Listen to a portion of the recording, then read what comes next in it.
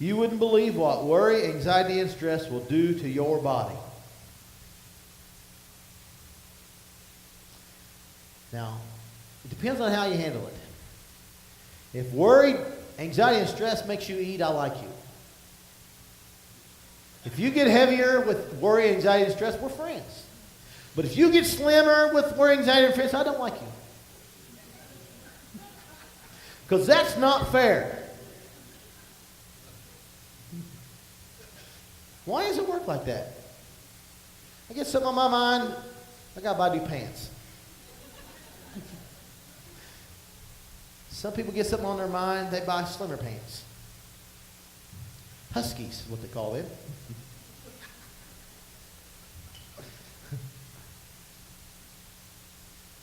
The best thing to deal with it is straight on deal with it. But we have to call it. And you know, not just calling out to him is going to change it. Right? Get thee behind me, Satan, but I'm going to live the lifestyle that I've always lived. Well, guess what that gets? The same results. If the same results you're getting is the same way you're living, if you want different results, you've got to change the way you're living. It's just how it is. Makes really, really sense, doesn't it? If we handle it the same, you can say, I'm not dealing with your anxiety, I'm not dealing with your stress, I'm not dealing with your worry, I'm not dealing with your torment anymore, I'm done. But everything that brings those things back, guess what they have to be? Done. They have to be done. It's just how it is. You just have to shut it off. You can either camp in it and live like that, or you can say, you know what, I'm camping somewhere else. And all those things from that camp, I'm cutting off.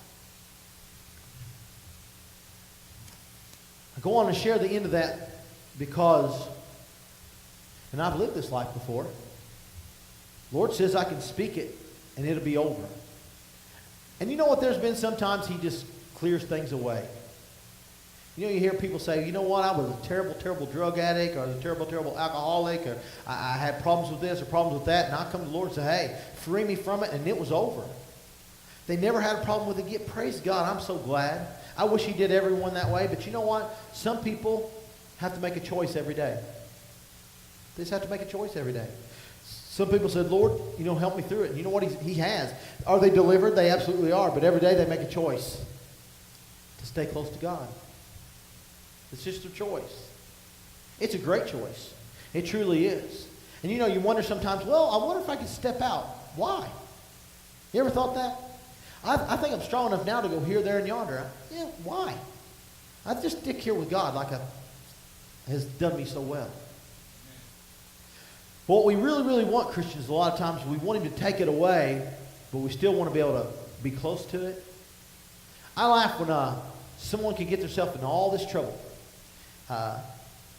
18 years of pastoring church, you come across people that like to be involved in gossip. You believe that? They're always involved in gossip. They're constantly in the middle of controversy and turmoil all the time. Controversy, turmoil, drama, constantly. It's just their life. And you try to tell them, hey, if you cut that stuff out, your life wouldn't be controversy, turmoil, and drama. They can't see it. Oh, Lord, deliver me from this drama. Oh, Lord, get this behind me. Get thee behind me, Satan. And no sooner than they get that out of their mouth, they're right back in the middle of drama and turmoil that they're always in. Guess what they're not going to get? Absolutely. They're never going to get free. You can speak to it when he's sitting there going, you'll be back. You can say what you want. You can command me to get thee out of your face and get thee out of your business, but you'll come to me. I don't have to come to you. You will come to me. Is there truth in that? You want free, cast him out, stay away from him. Get thee behind me and don't turn around and go after him. If you want those things out of your life, you want freedom in your life, speak to it and don't go back to it. We don't hear much out of Lot's wife, do we? But it happened. There they lived in Sodom and Gomorrah. She must have had a lot more tie to it than what we realized, because it didn't really say much about her. But the angels told him, said, get out of here and don't even look back. And Lot and the two girls and his wife was heading out. And it says she turned around and looked back and turned to a pillar of salt.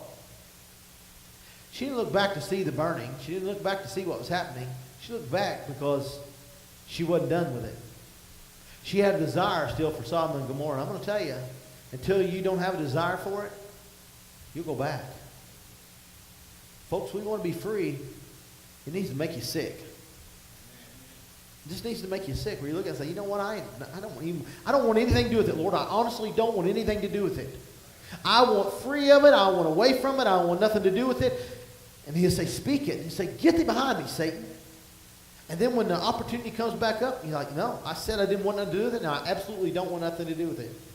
I want free of it. I want away from it. I don't want to be under his thumb anymore.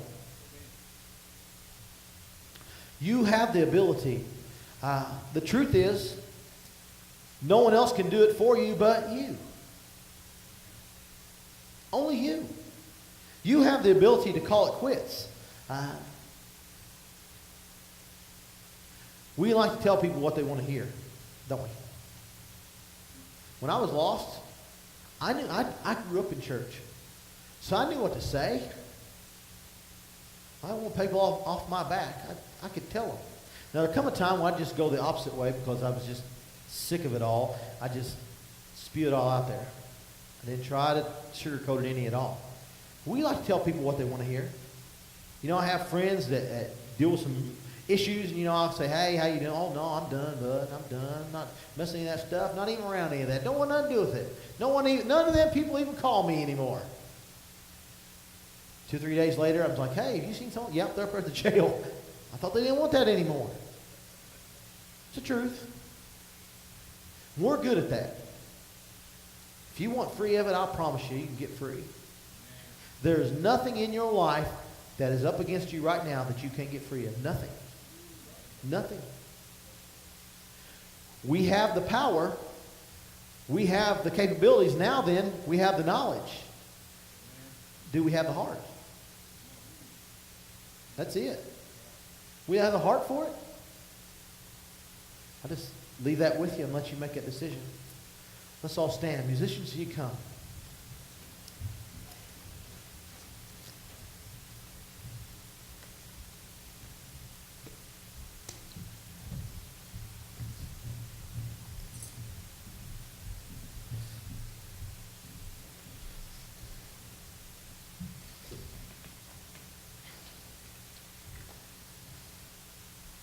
Now, I don't press this altar too much anymore. I haven't really pushed on it a lot.